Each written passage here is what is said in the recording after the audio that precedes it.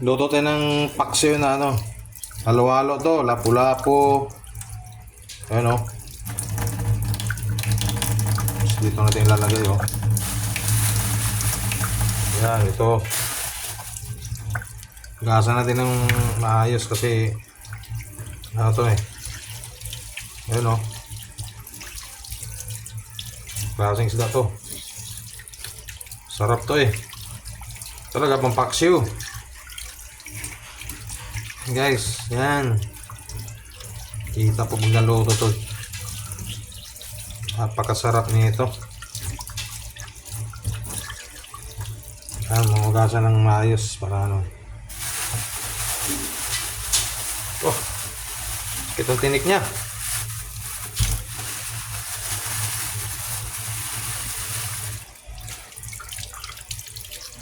Yan.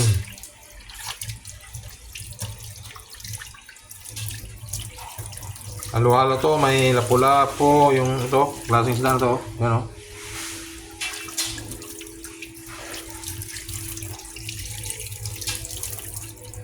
Pwede ito pang sabaw din.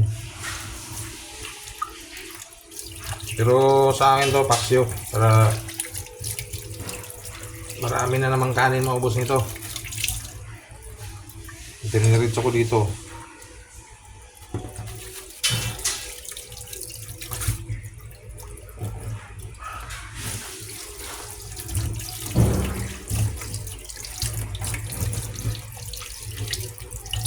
Gasa na ng mabuti para malinis.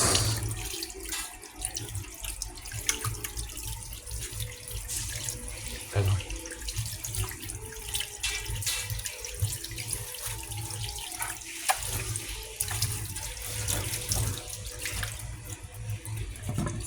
Yan, dito.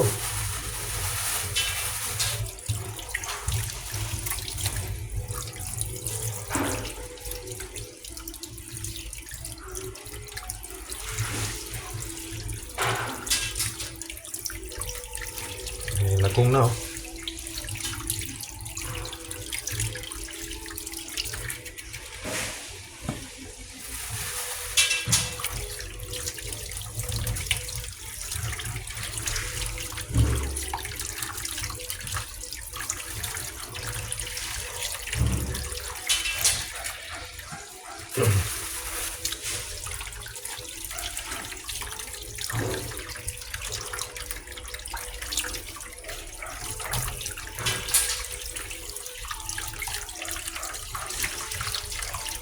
Yan.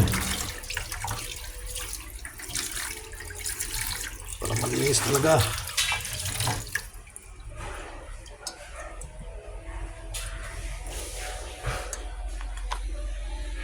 Okay, so, yan. Sa loob niya, nandyan yung mga ano niya. Yan. So.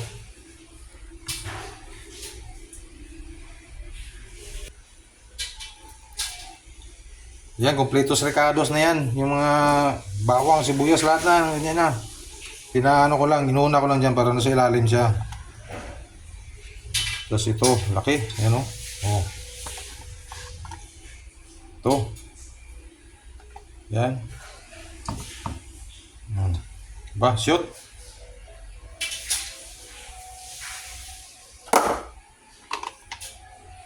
Dagdagan din ng konting asin tsaka suka. Dagdagan natin yung suka para ano. Konti lang yung nakalagay kanina eh. Suka, yan. Okay. Tuwin natin to.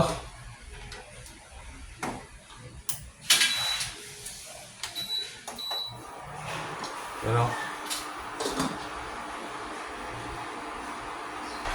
yan guys, so lapit na, mga 1 minuto siguro luto na to. Kasi kakakulo lang eh, pero kakakulo lang siya, pero tingnan mo, parang paluto na. Okay na guys, luto na. Napakabilis. Yan o. Ito ang aking paksiw na halo-halong may lapu-lapu. Ewan ko anong tawag sa inyo yung isda na to. Ito. Yan. Sakto-sakto lang din ang presyo kasi alam mo naman, itong klaseng isda mahal. Thank you. Thank you guys.